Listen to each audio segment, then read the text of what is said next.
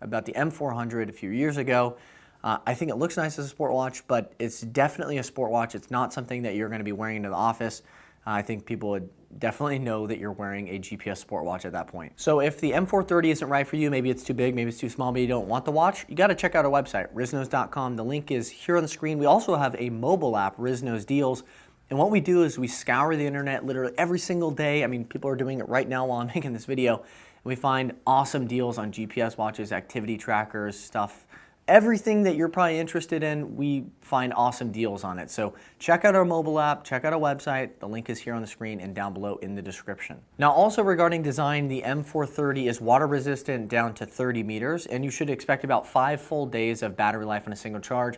Not great, but not bad battery life. I don't think people will necessarily be disappointed by that. It also uses a proprietary charger, so you gotta charge that here on the back port, and then also on that back side it has that heart rate sensor I mentioned earlier, and a few things that we need to talk about with that heart rate sensor. So Polar is really touting that this one has 6 LEDs as opposed to like typically 3 or 4 LEDs. It's supposed to help with accuracy, and maybe it does, but it's still not nearly as good as a chest-based heart rate sensor. It doesn't react nearly as fast, and it's prone to like wild, weird swings, but you've seen that on other wrist heart rate sensors.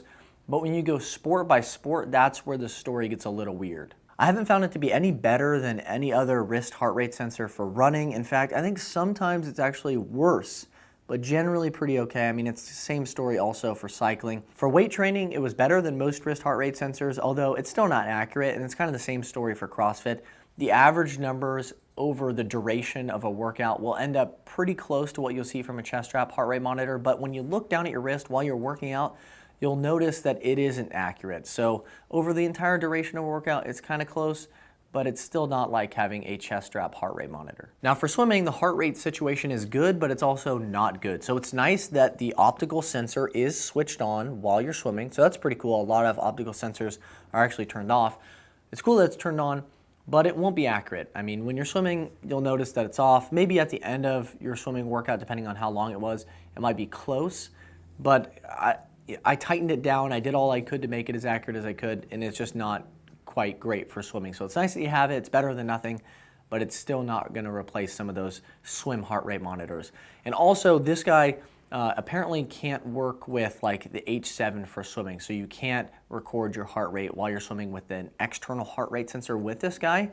You can still use the H10 if you want using like the Polar Beat application. But right now, with this guy, it's going to be swimming with an optical heart rate sensor, and it's just not going to be as good as a chest strap heart rate monitor for swimming. So I think it's nice to have the wrist heart rate sensor. I've been waiting for like the M400 to be updated and to have a wrist heart rate sensor, but it's not a tremendous leap forward. In fact, I think it's kind of on par with the rest of them out there. Also, it's not going to record your heart rate 24/7, so it's just on demand when you want to see it, and then obviously during workouts. And speaking of workouts, like most Polar watches, the M430 will track pretty much everything out there, but there's no golf support.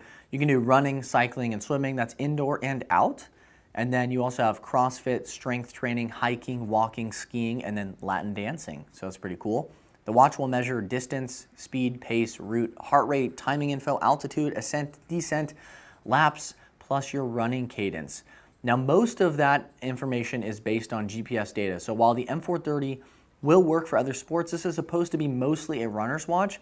So there's not a whole lot built in for those other sports. As an example, you won't get a whole lot of details for like pool swimming. So you'll get calories and heart rate and duration of your workout, but you're not going to get lap data. You're not going to get a stroke count or anything like that. But for open water swimming, the GPS is switched on, and you will get like pace and a few more tidbits of information, but mostly this is a runner's watch. The watch can even detect your VO2 max, so that's with a built-in fitness test. So just right on your wrist, you sit there, you don't move for like 6 minutes, and it will try to estimate your VO2 max. I don't think it's spot on. It said I was probably a little bit more fit than I actually am, but I think it's kind of a close barometer of your VO2 max. And again, you just sit there and don't do anything, so it's kind of like a no-brainer feature to try out. Now, it's also an activity and sleep tracker, and it will relay your smartphone notifications, so you'll see things like text messages, phone calls, all of that pop up on your wrist.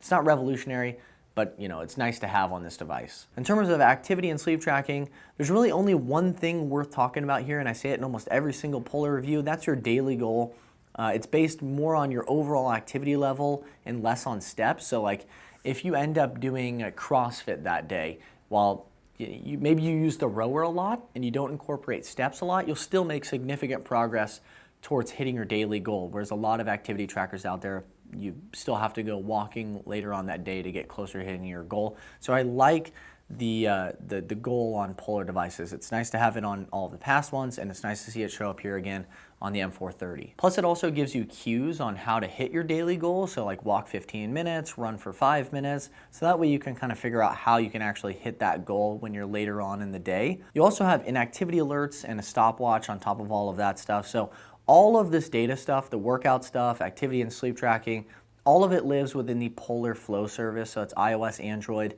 and then there's a web portal. The whole setup here looks pretty darn outdated. I mean, it hasn't changed in several years. That said, it still has most of what you'll need. It's just kind of aesthetically not that pleasing. It looks outdated, it's clunky, it's a little confusing to use.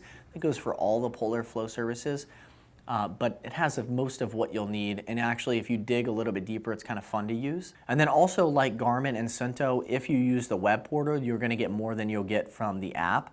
So you can look up older workouts and activity history. You can join communities, like if you want to stay motivated and join certain conversations in your area.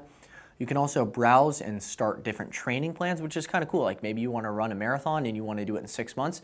You can select the time you want to do it, your current fitness level, all of that stuff, and it'll spit you out a plan, which is pretty cool that you can get a detailed plan on how to hit those goals as far as training for a marathon or a half marathon. You see it on a lot of other devices, but it's obviously nice that Polar has that as well, and they've had that, for quite a while. And then there's something called Explore, so you can like creep on other people's workouts, which is oddly kind of fun. Like I've discovered a few places that I need to run myself, but it's kind of weird that you can like creep on exactly where somebody that you've never met in your life, you just can look on a map and see exactly where they ran or rode their bike to. It's kind of cool, but it's also kind of creepy. Not gonna lie, I've done it many, many times now. So what's the verdict with the Polar M430? To be honest with you, I'm disappointed with it. Like I have waited several years now for an update to the M400. That was an absolutely killer watch. But to me, this kind of feels like a little too late. It's probably $30 or $40 too expensive.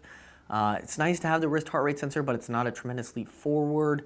I think that we need different sizes, maybe different color options, some way to kind of dress up the device a little bit. It has large bezels, it has a very low resolution black and white display. The software is still very clunky, that's on board. Also the web app and the mobile app is all kind of clunky. So I wanted to really like it. I think it's a decent device, but I don't love this guy, and I've been waiting for a long time for Polar to update it. But to me, it's just a little disappointing. But I'd like to hear what you guys think. Write me down below in the comments. Am I being a little too harsh? Am I spot on? Let me know. Write me down there, and I'll see you guys next time. Have a great day. Want some more RizNose content? Check out our Snapchat behind the scenes footage there. Real-time deal alerts right here, Twitter, Facebook. How about some pictures, videos, stuff we're working on right now, Instagram, or check out another RizNose video that's on this side. Oh!